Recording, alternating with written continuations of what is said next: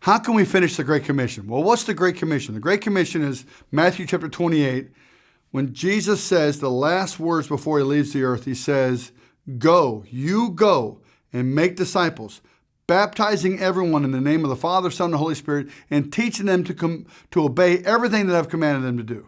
Teaching them to obey. So how do we take part in that? Well, we take part in that by us sharing our faith with somebody else.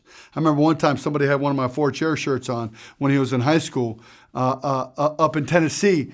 And his teacher saw it and said, what does your shirt mean? And he explained the 4 chairs. The first chair, they love God. They're not perfect, but they're getting better. Second chair, they're a Christian, but they've kind of gotten used to God. Jesus calls them puke. The third chair, they think they're saved, but they're not. In the fourth chair, they know they're not saved. The teacher falls on his knees and says, I'm in the second chair. And he starts to weep. He rededicates his life to Christ. He tells the kid to teach the whole message to the gym class. So the kid brings out the 4 chairs and preaches the message to the gym class. 27 students got saved. The kid was in 9th grade. He had never shared his faith before.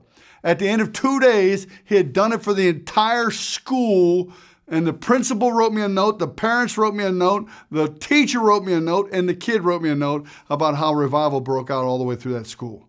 So share your faith. Tell people about Jesus. Tell them what Jesus has done to you. He's done something for you. Those of you who've been born again by the Spirit of God, you were on a one-way ticket to the pit of hell and God saved you. Doesn't even matter if you grew up in church. You still have the same testimony as some guy who got saved out of prison.